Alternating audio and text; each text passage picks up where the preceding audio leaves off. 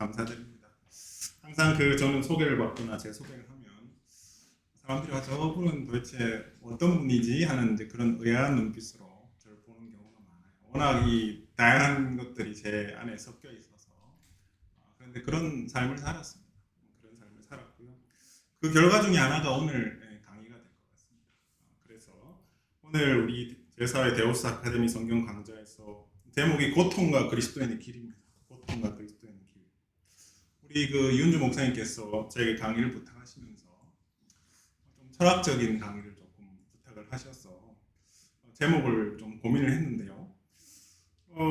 제목 자체는 너무나 식상한 제목이 되어버렸어요. 고통과 그리스도인의 길. 여러분, 고통이란 말도 그렇고 그리스도인이란 말도 그렇고 길이란 말도 그렇고 너무나 자주 우리가 듣는 익숙한 말이고요. 또 이 조합조차도 고통과 그리스도인의 길을 하면 그래, 고통의 상황에서 그리스도인이 어디로 가야 되겠거니 하는 말을 하겠거니 하는 그런 예상을 할 수 있는데 맞습니다. 아주 그런 자칫하면 우리 식상한 강의가 될 수도 있겠지만, 그러나 그것이 식상하지 않은 이유는 오늘날의 고통 상황이라는 것이 사실은 그렇게 단순하지 않습니다. 오늘날의 고통 상황이라는 것이 단순하지 않는데요. 그렇기 때문에 이 제 밑에 여기 PPT에 보시면 강의 관련 분야라고 되어 있는데요. 이 붉은색으로 된 고통이라는 말, 우리 괴로움과 아픔이라는 말이 사실은 가지고 있는 스펙트럼이 너무나 넓습니다. 너무나 넓어요. 그리고 각 분야는 자기 분야 안에서 그 고통을 나름대로 새깁니다. 그래서 오늘날 근대에 의해 우리 학문이 너무나 전문화되고 세분화되었기 때문에 이 고통에 대한 이해도 너무나 세분화되어 있고요. 전문화되어 있고요. 그래서 일반적으로 우리가 고통이라는 말을 쓰면 어디에 초점을 맞춰야 되는지를 잘 모르게 되죠. 그러나 우리가 그리스도인으로서 그래서 이 현 시대의 복잡다단한 삶 속에서 그러면 어떻게 우리의 길을 읽고 가야 되는가, 여기에 초점을 맞추기 위해서 일단 저희 강의도 그 고통의 스펙트럼처럼 넓게 잡았습니다. 그래서 이 강의를 들으시는 분들은 이 과학, 의학, 의철학, 철학, 종교학, 종교철학, 신학에 걸친 그런 전반적인 논의들을 다 한번 섭렵하실 수 있고요. 그리고 논의의 결은 과학에서 의학부터 시작해서 철학을 거쳐서 신학적인 곳으로 가는 방향으로 취하고 있습니다. 그래서 예컨대 우리 고통만 해도 과학이나 의학에서는 이 통증이 중요한 것이죠. 통증과 질병이 중요한 것이죠. 그러나 우리가 철학을 넘어서서 종교학과 종교철학으로 오면 질병을 넘어서는 그 더 큰 의미에서의 고통과 특히 신학에서는 우리 고난이 큰 의미를 가집니다. 자, 그런데 이런 우리가 분별의 지혜를 가지고 통증은 통증이고 질병이고 고통이다, 고난이다 나누는 것도 중요하지만 우리가 이 시대에 우리 전인적인 그리스도인으로서 바로 서기 위해서는 이런 통전적인 시각, 전체의 스펙트럼과 차원을 바라보는 시각이 중요하다. 그래서 저는 이 모든 것을 아울러서 한마디로 고통이다, 이렇게 정의를 할 겁니다. 그래서 한자 그대로 괴로움과 아픔인데요. 우리말이 너무나 절묘합니다. 이 괴로움과 아픔이라는 그 주관적이고 객관적인 것을 이미 아울러서 담고 있어요. 그래서 우리가 이런 고통의 의미 안에서 오늘 논의를 좀 할 거고요. 여러분, 그리스도인도 마찬가지입니다. 그렇다면 그리스도인이 단지 신학과 종교에만 속한 사람이라고 생각하는 분들도 있을 수 있겠지만, 그리스도인은 정말 한 시대를 가르는 철학자가 될 수도 있고요. 이 시대의 과학과 의학을 다 충분히 포용하고도 남는 그와 같은 사람으로 설 수도 있는 것입니다. 길이란 말도 마찬가지예요. 길이 예를 들면 과학이나 의학에 가면 방법이 되죠. 방법이 됩니다. 그런데 우리가 그 그리스도인의 고통과 그리스도인의 길을 고민한다 할 때 아픈 사람 입장에서는 좀 저 안 아픈 사람들이 좀 한가한 얘기 하는 거 아닌가? 라고 생각하실 수 있겠지만, 지금 이런 특강을 통해서 우리가 한번 이런 문제를 한번 깊이 생각해 본다면 우리가 어려운 때에 삶의 방향과 지표를 찾아낼 수 있는 그런 귀한 시간이 될 것으로 생각합니다. 자, 그래서 이 서론이 길었는데요. 아직 서론도 남았습니다. 지금 이 시대에 이제 문제를 진단해야 되거든요. 우리가 이 특강을 통해서 무엇을 우리가 한번 되짚어 볼 것인가. 그것은 우리가 고통이라는 것을 생각할 때 그 고통의 문제를 우리는 절실하게 해결하고 싶어 해요. 그렇잖아요. 그렇기 때문에 그것을 해결하기 위해서는 이 근대 이후의 사람들이 쓰는 방법이 뭐냐면 그것을 대상화하는 것입니다. 대상화. 손에 잡히고 머리로 지성으로 파악될 수 있는 방식으로 규정하는 거예요. 여러분, 그렇게 문제가 정확하게 규정되지 않으면 어떻게 그것을 해결할 수 있겠습니까? 그래서 그것을 환원해서 많은 그 고통의 스펙트럼이 있는데, 차원이 있는데 그것을 대상화하고, 그것이 대상화되는 동시에 뭐가 대상화되냐면 그 고통을 해결할 수 있는 이제 수많은 해결사들이 등장하게 됩니다. 심리학도 등장하고 상담학도 등장하고 의학도 등장하고 종교도 등장하고 서로 등장해서 내가 저 고통을 해결할 수 있습니다 라고 하는 이제 그와 같은 목소리가 높아지게 되는데요. 이것 자체에 우리가 주목해야 될 것은 고통을 대상화해서 그것을 해결하고자 하다 보니까 그것을 해결을 하고자 하는 해결사들 역시도 물상화되는. 그래서 한 특정한 영역들, 전문 영역들로 환원되고 결과적으로 서로 경쟁하는 것과 같은 구도로 갈 수밖에 없다. 그리고 결국 그 승자는 누구냐면 당연히 근대의학입니다. 근대의학이죠. 그런데 이게 도대체 뭐가 문제란 말인가? 이렇게 질문할 수 있어요. 우리가 아프면 병원 가서 문제 해결하고 하면 되는 것이지 도대체 왜 딴지를 거는가? 목사님이 한 분 나와가지고 왜 딴지를 거는가라고 얘기할 수 있겠지만, 일단 우리 그리스도인의 측면에서 한번 생각해 보죠. 그리스도인 측면에서 여러분 아프시면 어떻게 하십니까? 일단 밤 생각해 보세요. 내가 만약에 정말 아프다. 특히 그 아픔이 단순한 아픔을 넘어서서 정말 난치병으로 간다든지 치매가 일어난다든지 하는 그런 상황들을 생각할 때 과연 우리가 어떤 액션을 취할 것인지 한번 생각해 볼 때 영성에 따라 다양한 길이 있을 수 있습니다. 영성에 따라 다양한 길이 있을 수 있어요. 예를 들면 아프면 당연히 병원 가야지. 고통이고 질병이라는 것은 의학의 문제고 종교와는 상관없는 것이야 라고 여러분들이 하실 수 있을 것이고요. 어떤 분은 이것은 하나님 앞에 매달리는 문제야. 의사가 하나님 아니잖아. 끝까지 하나님 앞에 매달리고 종교적인 문제로서 그 안에서 치유를 강구하고 할 수 있는 거예요. 근데 이 둘 사이만 해도 여러분 간극이 너무 큽니다. 왜? 하나님 앞에 매달리는 사람 입장에서 병원만 가는 사람 입장에서 말이죠. 불신자들. 저 고통의 문제 앞에 왜 하나님께 기도하고 하나님께 치유받아야지. 저 의사와 약에 매달리고 그렇게 하느냐라고 볼 수 있지만, 또 병원 가시는, 병원만 찾는 분 생각할 때는 맹목적 신앙인들. 이 문제는 병원 가서 해결할 문제지 무슨 기도하고 할 문제라고 얘기할 수도 있을 것이에요. 근데 이 사이에도 다양한 영성의 스펙트럼이 있습니다. 예를 들면 고통에 대한 태도나 윤리적인 문제에 있어서는 종교를 따르고, 치료나 이와 같은 구체적인 액션에 있어서는 이제 병원도 가고 하는 근대의학과 현대의학을 따르는 분이 있을 수 있고요. 또 어떤 분은 전체적인 그 모든 틀은, 그 고통의 문제 생각하는 틀은 당연히 종교적인 것이고, 그 안에서 이제 의학이 이건 중세적인 패러다임이거든요. 의학이 그 안에서 질병을 규정하고 생각할 때는 자연주의적인 그런 분류나 진단이나 치료 체계를 따르는 겁니다. 반대도 있을 수 있겠죠. 세속화된 의학이 바깥에 큰 테두리를 차지하고 그 안에서 종교는 그냥 인간의 하나의 고백, 인간의 하나의 어떤 그 신조, 주관적인 감정, 이와 같은 방식으로 내면화될 수도 있는 겁니다.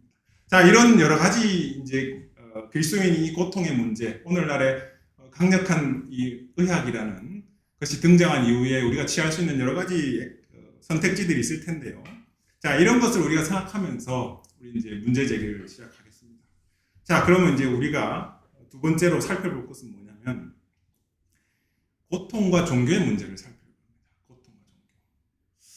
고통과 그리스도인의 문제를 살핀다 그랬는데 왜 고통과 종교의 문제를 살피느냐? 그것은 우리가 겉으로는 그리스도인으로서 이 고통의 문제를 씨름한다고 하지만 당위적으로는 여러분도 느끼실 수도 있겠지만 우리가 현실적으로는 한 종교인으로서 이 문제를 받아들이고 해결을 모색하는 경우가 많기 때문에 저는 여기서 그리스도 교인과 그리스도인을 구별합니다. 전략적으로 구별하고 있어요. 그리스도 교인이라는 것은 인간의 원초적인 종교성을 가지고 있는, 그리고 그리스도를 신앙한다고 교회도 나오고 예배도 하는 사람이라면, 이 그리스도인은 그리스도와의 관계성 속에서 살아있는 신앙적인 삶을 사는 사람이다. 일단 우리가 이걸 전략적으로 구분합니다. 왜? 우리가 고통의 문제 앞에 서면 우리 나도 모르게 그리스도인이나 그리스도 교인으로서 이 문제를 실험하고 고민하게 되는 경우가 많기 때문이죠. 그래서 그 안에 있는 우리의 욕망이 무엇인지 한번 우리가 살펴보는 것이 중요할 텐데요.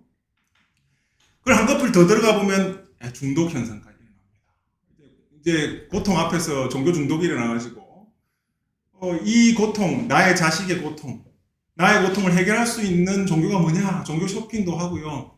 어느 교단이 더 나의 문제를 해결해 줄 수 있느냐? 찾아다니기도 하고요. 끝까지 매달리면서 종교 중독이 있을 수도 있고, 혹은 의료 중독이 있을 수도 있죠. 그죠?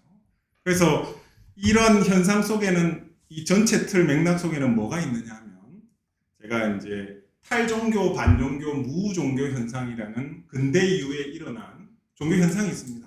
이게 뭐냐? 말은 어려워 보이지만 간단합니다. 우리 주변에 잘 만날 수 있어요. 탈종교는 뭐냐? 종교 얘기 좀 이제 그만해. 나는 이제 종교를 떠나고 싶어. 종교에 자꾸 소속되게 만들지 마. 반종교는 뭡니까? 종교 사람 망친다. 종교 때문에. 많은 이 현대 사상가들이 종교에 대한 비판가들이 많거든요. 종교 인간의 환상이야, 투사야, 인간의 민중의 아편이야. 막스 같은 경우도 그렇고. 그런 게 반종교라면 우리 무종교라는 것은 뭡니까? 제가 이제 의대에서 실험하면서도 만난 분들 그런 얘기 합니다. 목사님 하시는 얘기 참 좋습니다. 참 좋고 착한 사람으로 살아라는 것 같은데요. 저한테는 아무 의미가 없어요. 저한테 아무 의미 없습니다. 저하고 상관없는 얘기예요. 근데 목사님 그렇게 사신다고 제가 비난하진 않습니다. 전도가 안 돼요. 그런 사회적인 우리가 맥락 안에서 우리도 혹시 이 문제에 대해서 신앙적으로 건강하게 살아가기보다는 종교 중독이나 의료 중독에 걸린 건 아닌지 우리 한번 되돌아보자는 것이죠. 그래서 이제 이런 문제를 우리가 논함에 있어서 왜 현 시대가 그렇다면 이와 같은 문제를 고민하느냐? 왜 현 시대가 종교가 아니라 종교로부터 뭔가 다른 곳으로 자꾸 나아가고자 하느냐? 우리 그걸 살피기 위해서 고대 의학부터 한번 살피겠습니다. 고대 의학을 텍스트를 몇 개만 살피고 그 다음에 근대 의학에 대한 우리의 상황을 설명할 텐데요. 고대 의학은 2500년 전에 서양에서 히포크라테스에 의해서 우리가 출현을 했는데 보통 우리 히포크라테스 저서나 선집을 보면 한 사람의 저서라기보다는 히포크라테스의 의학자들의 저서입니다. 근데 거기서 이런 말이 있어요. 신성한 질병에 대한 논의가 있는데요. 신성한 질병은 아마도 추측하기로 간질로 보입니다. 간질로 보이는데 이 말이에요. 신화적인 당대의 세계관 속에서 주술가들이나 정화사들이나 떠돌이 사제들이나 이런 사람들이 아픈 사람한테 가가지고 이제 복채도 받고 안수도 해주고 기도도 해주고 11조도 받고 하면서 내가 너 고쳐줄게. 그래 놓고는 고쳐지면 뭐라 그럽니까? 내가 잘해서 그런 거야. 내 덕이야. 주변에 있는 사람도 나한테 데리고 와. 만약 그 사람 죽으면 어떡합니까?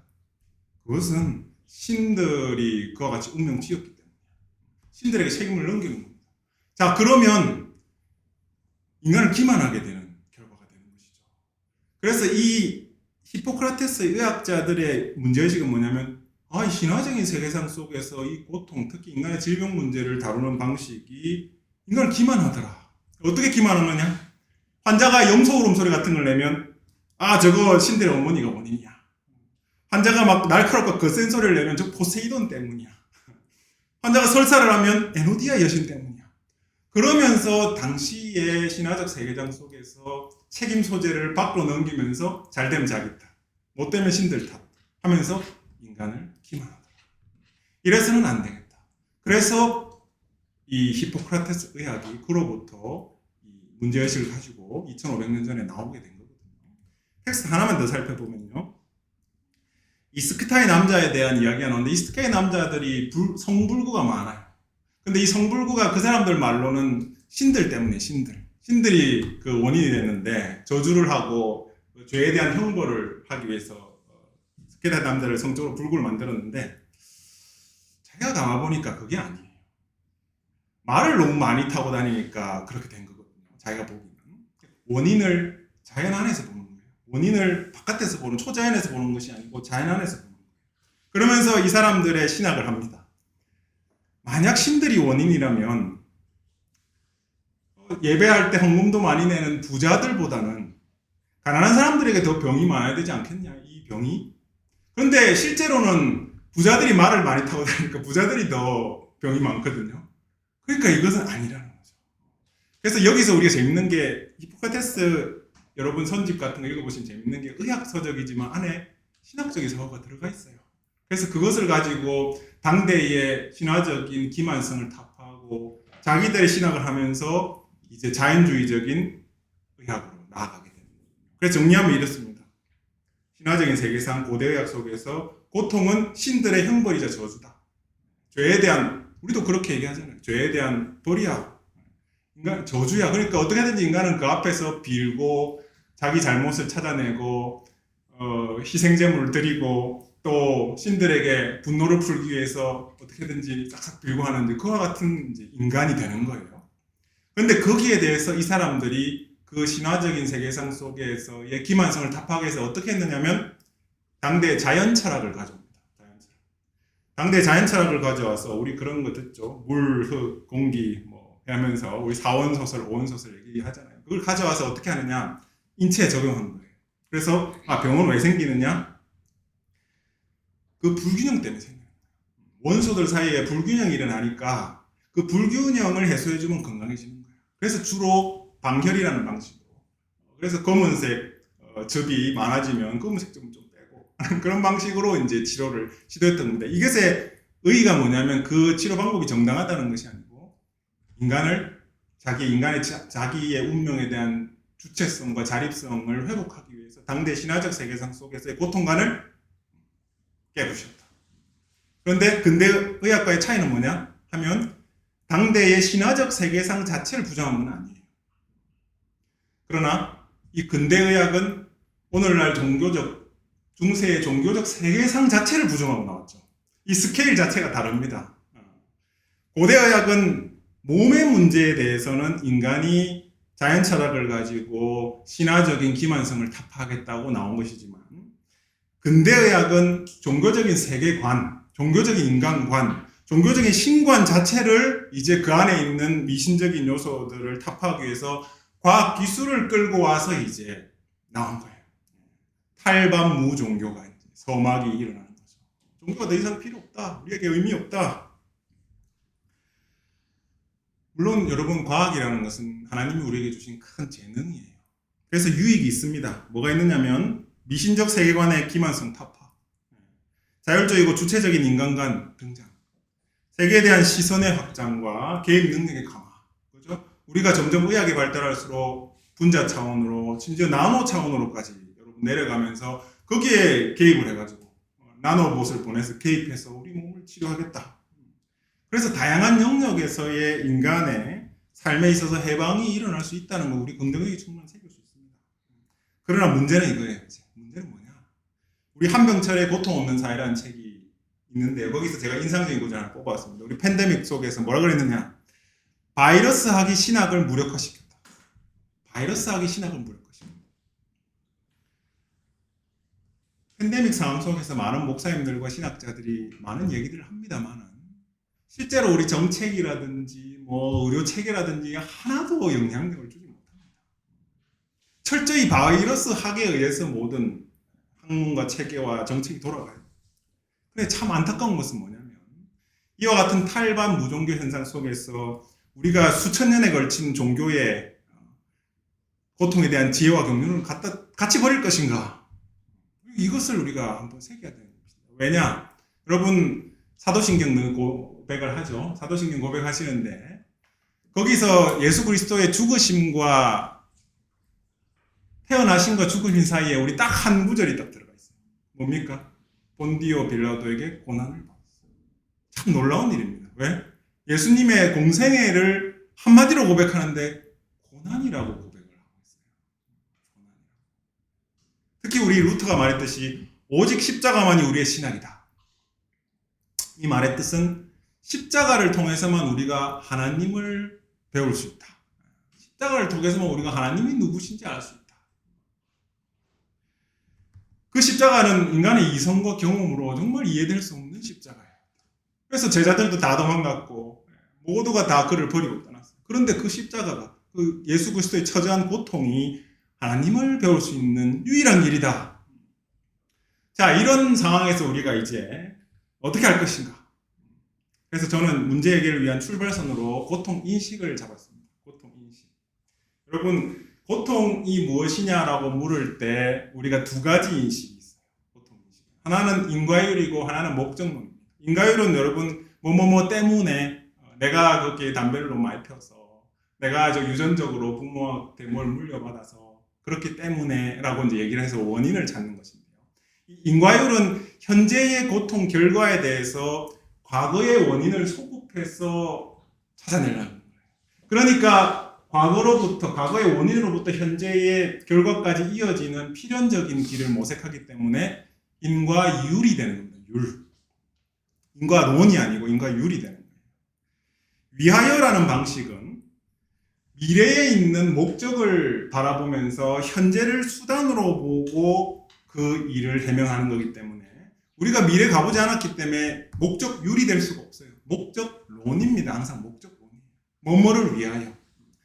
우리 아이들한테 그런 말 많이 하잖아요. 아프면 네가 더 크기 위해서, 네가 더 성장하기 위해서 지금 아픈 거야. 그런데 이 두 가지는 여러분 양대산맥인데요. 고통인식에. 여러분도 해보세요. 다른 게 잘 안 나올 겁니다. 근데 이 형식 논리상으로 정반대예요. 하나는 과거에서 현재를 해명하려고 그러고 다른 하나는 미래를 바라보면서 현재를 해명하려고 그러고. 자, 그런데 성인이 된 세계는 여러분 디트리 보네포라는 사람이 현 시대를 성인이 된 세계라고 규정합니다. 성인이 되어버린 세계예요. 우리 상처받은 어린 아이 문제라고 여러분 아시나 모르겠는데 30대 40대가 돼도 우리 안에 있는 어린 아이들이 살아있을 수 있거든요. 그와 마찬가지로 이 인류는 근대 이후로 그의 인격과 신앙과 성장 성숙이 있든 말든 상관없이 이미 머리가 너무 커져버렸어요. 철학적으로나 과학적으로나 자기가 세상의 주체로 서서 성인이 되어버린 거예요. 그런 속에서 여러분 인과율은 어떤 영역이 장악했느냐? 사이언스입니다. 사이언스. 모든 고통에 대한 인과관계의 구성은 과학적 얘기가 차지하게 돼 있어요. 그리고 이 지금 크기는 우리가 밑에 인과율 목적론하고 같지만 실제로 인과율적인 사고가 우리의 전체 다입니다. 여러분 욥기를 읽어보세요. 욥기의 친구들이 욥의 고통에 대해서 치열하게 논박하는 건 다 인과율입니다. 네가 죄 때문에, 네가 뭔가 잘못했을 것이다. 끝까지 달라붙어서 인과관계를 밝히는 그 얘기가 욥기의 거의 대부분을 차지하고 있어요. 그리고 그 인과율적인 사유가 이제 앞서고 그 다음에 여러분 조금 남은 거 사람들이 이제 더 이상 인과율을 해봐도 안 될 때 뭡니까? 난치병이나 만성질병 같은 걸로 안 될 때 이제 목적론이 슬쩍 나옵니다. 그래서 휴머니티 인문학이 나와서 얘기를 해줍니다. 인간의 성장과 성숙을 위해서 좀 참아라. 그걸 통해서 더 나은 인간이 되는 거야. 그리고 여러분 그 동양의 다양한 이 질병에 관한 그 이야기들을 우리 조선시대나 고려시대 읽어보면 대개 다 보면 너무 아파서 고생했는데 낫고 나니까 새 사람이 된 것 같다. 이런 그 문학 작품들이 상당히 있어요. 그래서 이 인과율과 목적론의 고통 인식의 거의 양대산맥인데 여기가 과학과 인문학이 거의 다 차지했습니다. 다 지배적 영향력을 다 가지고 있어요. 그러니까 종교가 제가 옆에 종교 조그맣게 해놨죠. 여기다 칸을 막아놓은 거는 특히 개토화된 종교, 세상과의 소통의 끈을 놓쳐버린 그 종교는 할 말이 없을 뿐만이 아니라 해도 안 들립니다. 성인이 된 세계 속에서는. 예를 들겠습니다. 제가 재밌으라고 인용한 건데 인과율 같은 경우는 예수님에게 찾아온 여러분 혈육적 여인 어디로 먼저 갑니까? 예수님한테 갑니까? 산부인과로 가셔야죠. 혈육적 여인은 산부인과로 가셔야 됩니다. 나병 환자는 피부과로 가시고요. 귀먹고 오늘 환자는 이비인후과로 가면 되고요. 귀신 들린 자는 정신과로, 시각장애는 안과로 가면 됩니다. 특히 우리 유전자 치료나 이 나노 메디슨이라고 해서 나노 차원에서의 치료들을 이제 앞으로 발전하게 되면 종교가 고통을 향해서 예를 들면 그 죄 때문이야. 네가 뭔가 잘못했어 그래. 뭐 그래? 병원 가서 치료하면 그만인 거예요. 목적론도 마찬가지입니다. 종교는 인간의 그 고통을 겪을 때 되게 이렇게 말을 하잖아요. 구원을 위해서, 회개하게 하기 위해서. 그 진리성이 없다는 말이 아닙니다. 성인이 된 세계 속에 안 들린다는 말이에요.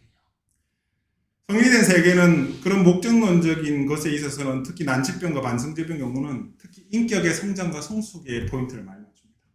어차피 낫지 않으니까 어차피 이 병 하나 가지고 평생 살아야 되니까 정말 괜찮은 인간, 인격적인 성숙을 위한 그런 인간으로 우리 활용합시다. 그래서 거기에 대해서 같이 얘기도 하고 특히 의학 안에서는 여러분 의료인문학, 메디컬 휴머니티스나 또 메디컬 안스로팔러지에서 의학적 인간학 같은 형식으로 여러분 20세기 중반부터 나오기 시작하고요. 지금도 의료인문학은 의학계 안에서는 이제 한국에서는 핫 이슈예요. 왜냐하면 의대는 한 번씩 평가를 받아야 되는데 이 평가에서 떨어지면 의사를 배출 못하거든요. 근데 그 평가 항목 중에 의료인문학이 들어가게 돼 있기 때문에 이제 이걸 반드시 해야 되는데 거기 나오는 단어들을 보면 공감, 연민, 협력, 신뢰, 겸손, 포용, 상호인격적 소통 같은 단어들이 등장합니다. 잘 보시면. 그래서 이런 인문학적인 목적론적 고통의식 앞에서 종교의 말이 안 들린다. 그럼 어떻게 해야 되느냐? 인과율과 목적론적인 인식 자체가 문제가 없는지 우리 살펴야 돼요. 때문에와 유하여 문제가 없는지 살펴야 돼요. 아니 그 전에 고통받는 인간 없는 고통이 있는가라고. 고통받는 인간 없는 고통이 있는가?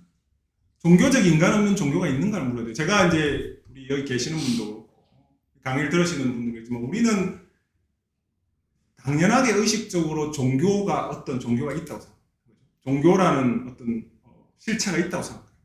고통도 마찬가지입니다. 고통이 있지. 내가 당뇨병이 있지. 이렇게 생각합니다. 그러나 과연 고통받는 인간 없는 고통이 있는가? 종교적 인간 없는 종교적 있는가라고 우리 묻고 한번 우리가 논의를 한번 들어가 보겠습니다. 자, 이제 첫 번째. 여러분 근대의학이라는 것은 주로 바이오메디컬 패러다임이라는 것 안에서 움직입니다. 이게 뭐냐면요. 생물학 중심의 질병관이에요. 생물학 중심. 인간의 몸을 기계적인 그와 같은 작동 방식으로 보고 그 안에서 그 기계를 수리하면 되는 겁니다.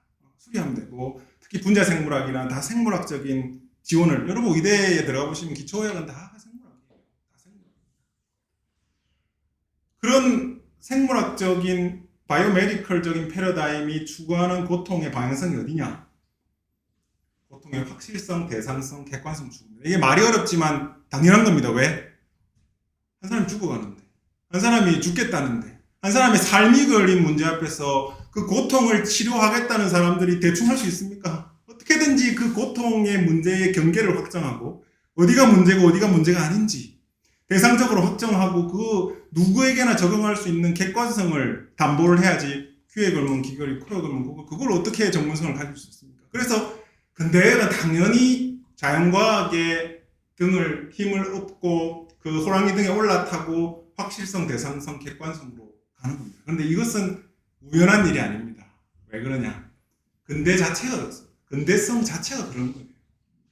근대성 자체가 확실성을 객관성을 통해서 얻으려고 했던 시대이기 때문에 그렇습니다. 그건 뒤에 가서 좀 더 얘기를 드리겠습니다. 자, 그런데 과연 고통이 확실하고 대상적이고 객관적인 것인가? 철학자들은 아니라고 그래요. 철학자들은 아니라고 그래요. 첫 번째, 고통이 확실하다면 확실하게 정의가 돼야 될 거 아닙니까? 이게 고통이다. 근데 철학자들이 아무리 정의하려고 해도 고통이 정의가 안 돼. 그 자체로 정의가 안 돼요. 고통받는 사람과 분리돼서 정의될 수 없어요. 이걸 고통의 모호성이라 그러는데 여러분 아까 통증, 질병, 고통, 고난에서 제일 그나마 확실한 게 뭡니까? 통증이잖아요. 통증. 이 통증학회에 있는 많은 세계의 학학들이 모여서 국제통증학회를 만들어서 이제 통증을 정의해봅시다 해서 정의를 했는데 이거예요. 신체적 조직의 실제적 혹은 가능한 파손과 관련하여 겪는 불쾌한 감각적 그리고 정서적 경험.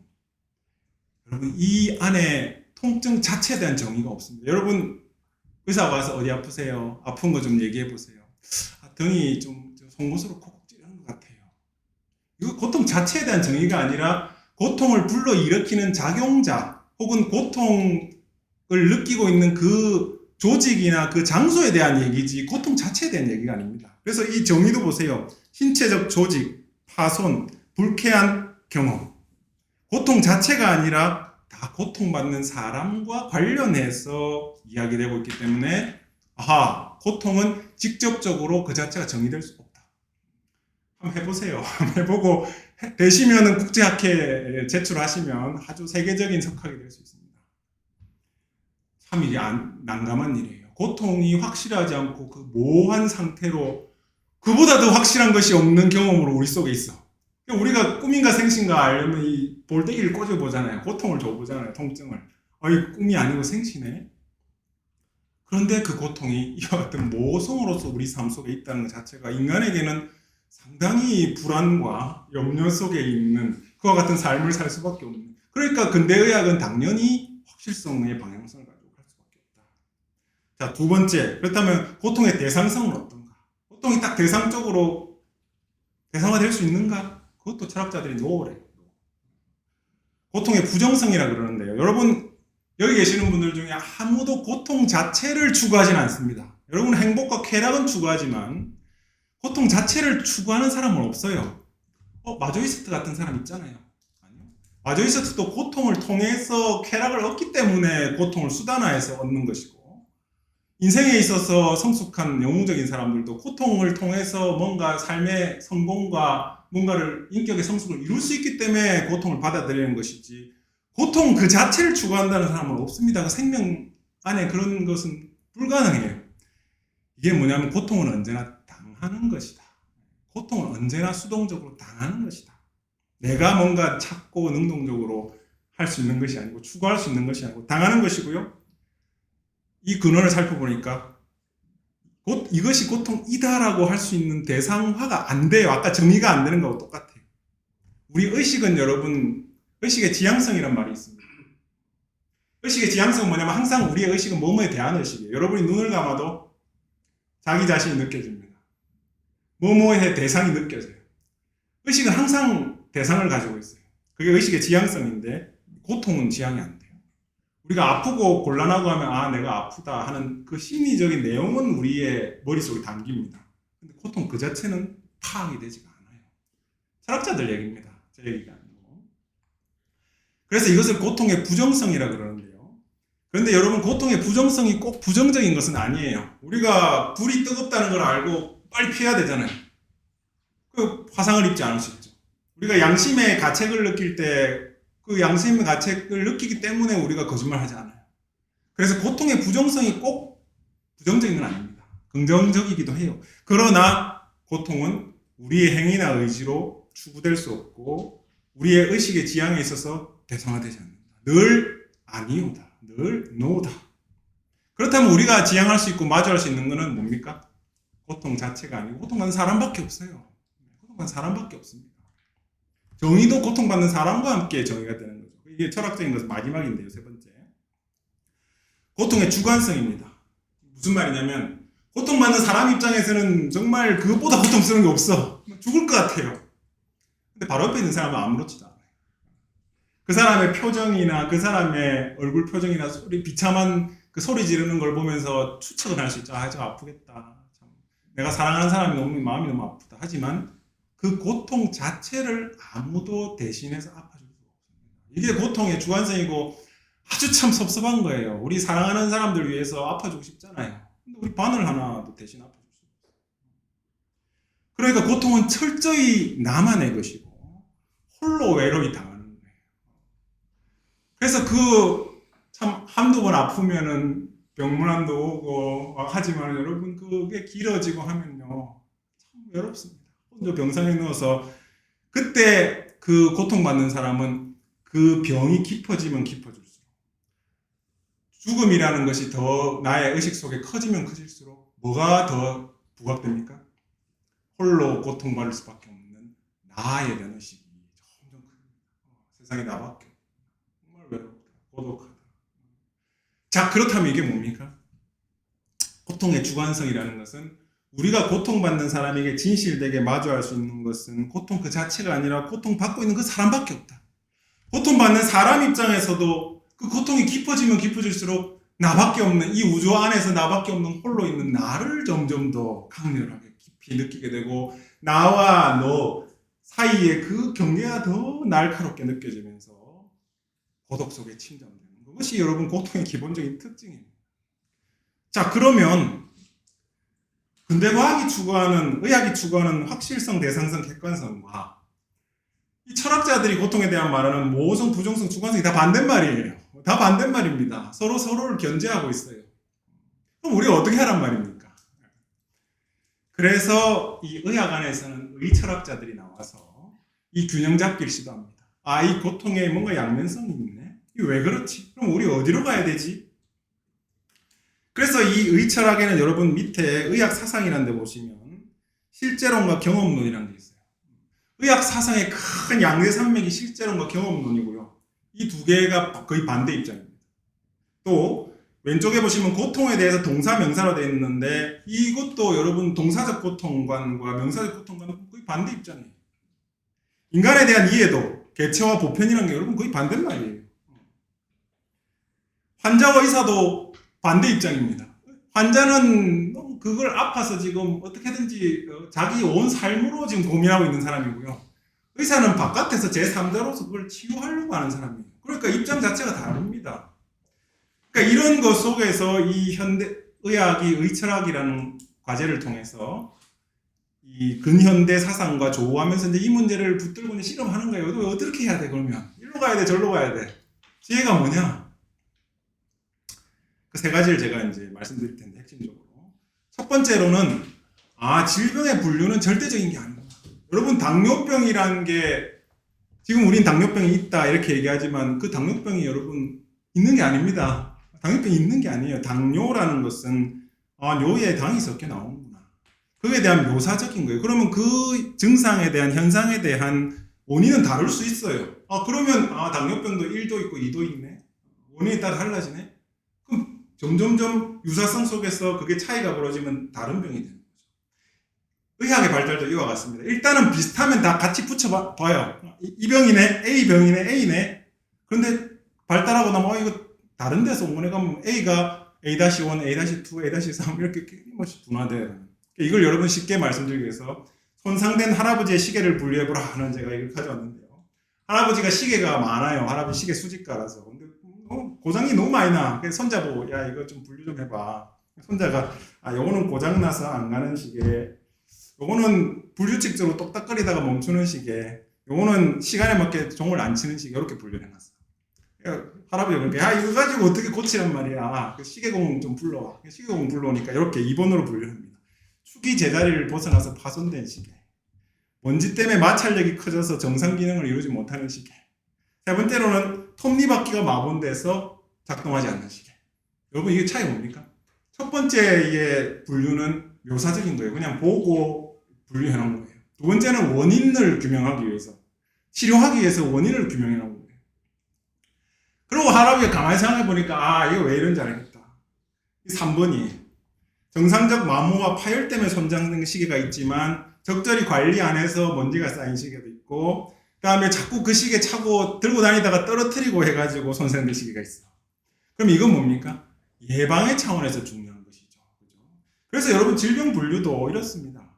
그래서 첫 번째 분류는 증상하고 문제인식, 보통 우리 환자들이 가지고 있는 그와 같은 인식이고요. 두 번째는 지금 주로 의사들이, 전문가들이 가지고 있는 인식이고, 세 번째로는 여러분 보건의학이나 그와 같은 사람들이 관련해서 이 사회적 건강을 추구하는 사람들이 이제 어떻게 하면 우리 예방할 수 있지? 하는 그게 핵심 뭡니까?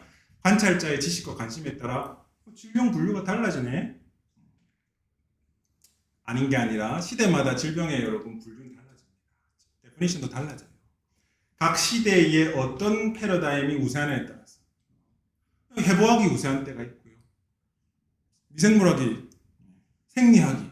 그래서 해서 그것이 달라짐에 따라서 점점 면역학이 나타나면 또 면역적으로 똑같은 현상을 다시 바라보면서 다시 재구성하는 겁니다. 여러분 이거 당연한 말 같지만 의철학자들이 통탄을 합니다. 왜? 아픈 환자도 그렇고 의사도 그렇고 여기에 대해서 깊이 성찰하지 않습니다. 그냥 의사들도 그렇고 환자들도 아무 생각 없이 저 당뇨병이 있습니다. 그러면 이 약 먹으세요. 그러면 당뇨병이 이 약으로 치료됐습니다. 없어졌습니다. 우리 이런 마인드로 이 고통을 바라보지만 의철학자들은 그렇지 않다는 거예요. 의철학자는 주로 의사면서 철학자인 겁니다.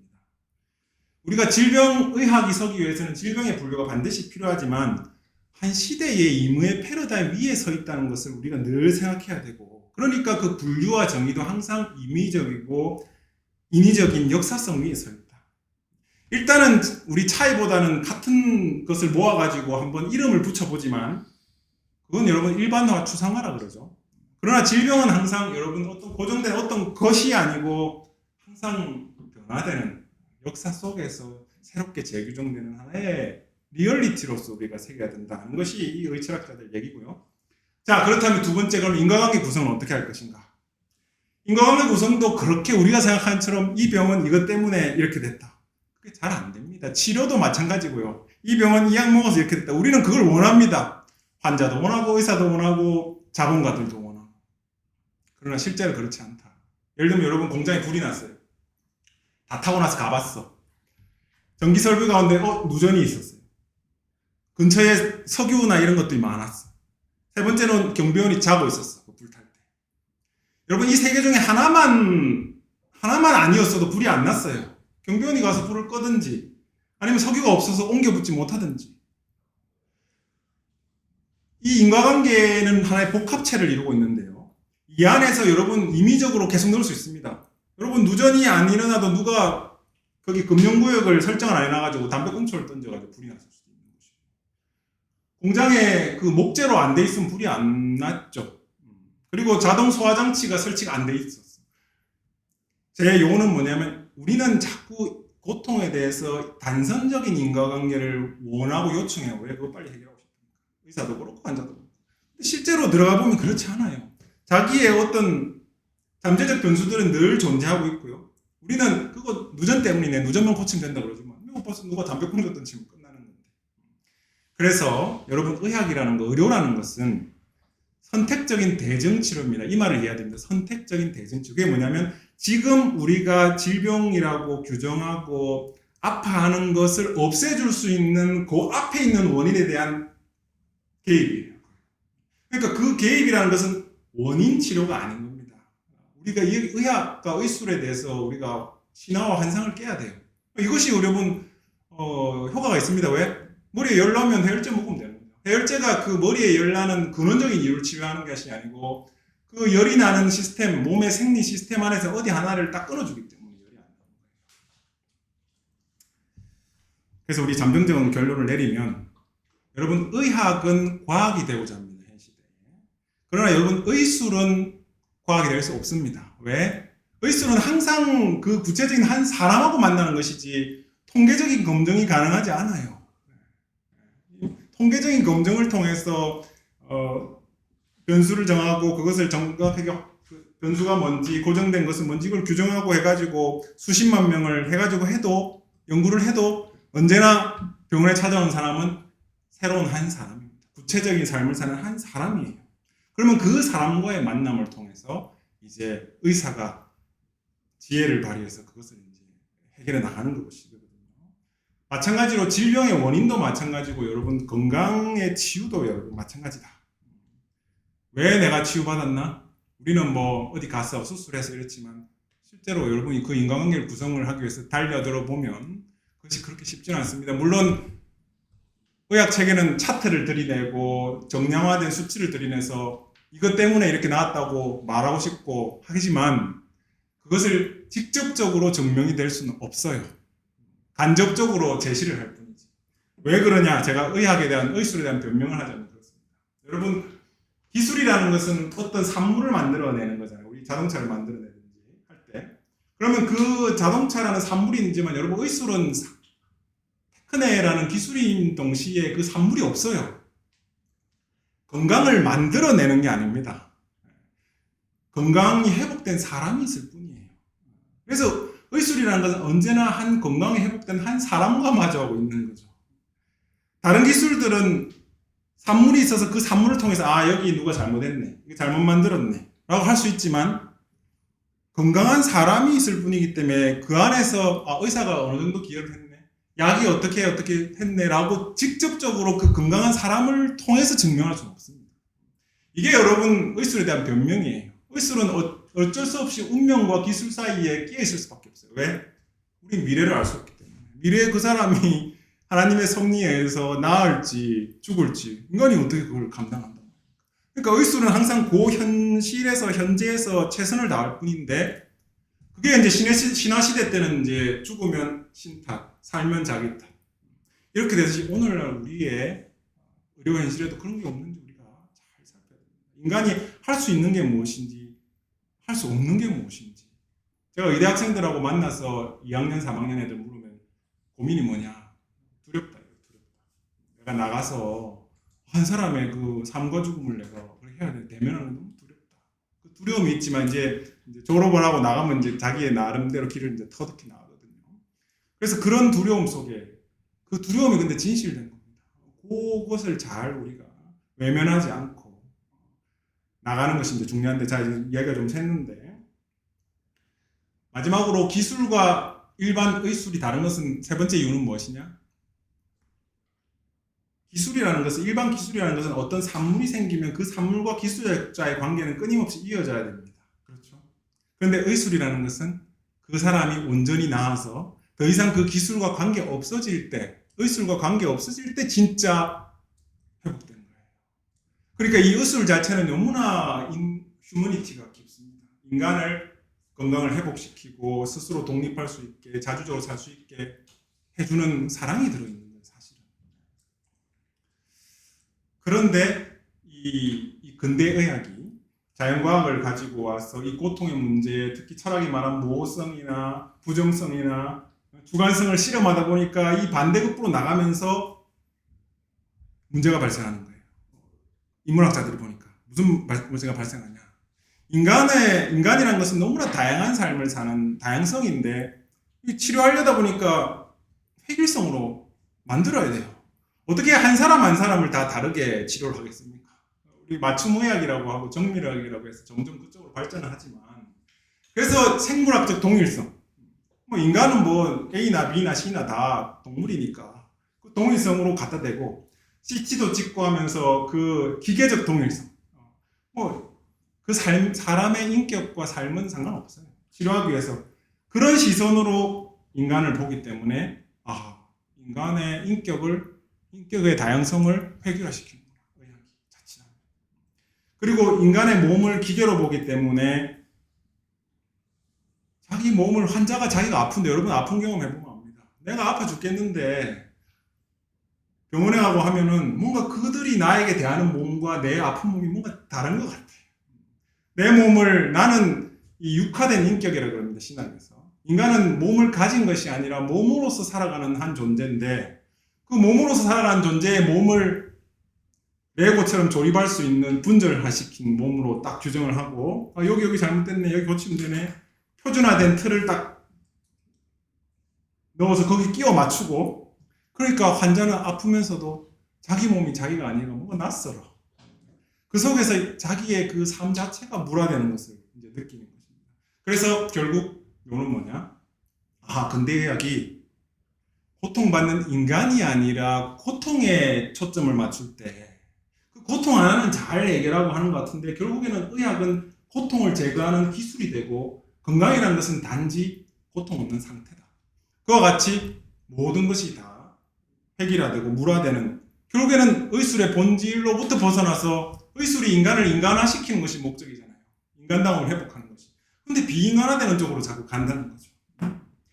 그래서 이것이 제 결론이 아니고 의철학자들, 의학적 인간학자들, 의료인문학자들의 말입니다. 자, 그래서 고통이 아니라 고통받는 인간으로 가자. 고통이 아니라 고통받는 인간으로 가자. 여러분, 우리 병원 중에도 환자 중심 의학이라든지 그런 것들이 이제 점점 생겨나고 있는 이유가 바로 이것입니다. 패러다임이 큐어에서 케어로 넘어가고 있어요, 전반적으로. 거기에 대한 저항들이 있을 수 있지만.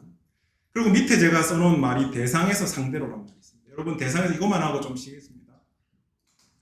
대상과 상대란 말은 한 글자 하나만 바꾼 말인데요, 정반대말이에요. 대상이라는 것은 여러분 저를 보고 있지만 제 있는 그대로를 보고 있는 것이 아니라, 제 앞에 빛이 비친 저의 시각 정보가 여러분의 망막에 맺힌 걸 여러분 뇌가 해석하고 있고, 제 목소리도 여러분의 그 고막을 때리는 것을 여러분 전기신으로 뇌가 끊임없이 해석하고 있습니다.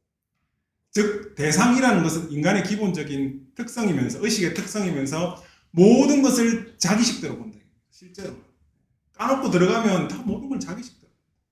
그 자기 시대로 보기 위해서 그것을 고통조차도 고통받는 사람을 보지 않고 그 고통에 대한 집착과 고통에 대한 두려움 속에서 불안 속에서 그 고통만 보려는 인간, 고통을 대상화시키는 인간. 거기서 상대로 넘어가자. 상대라는 것은 자기화하는 것이 아니고 상대를 있는 그대로 마주하는. 그래서 고통에서 고통받는 인간으로. 여러분 같이 지금 넘어가고 있습니까?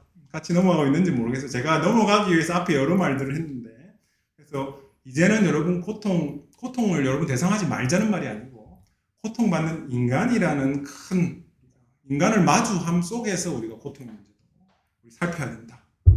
그런 말씀을 드립니다. 자, 그러면 우리 전반부 좀 마치고 좀 쉬었다가 또 후반부 말씀드리겠습니다. 수고하셨습니다.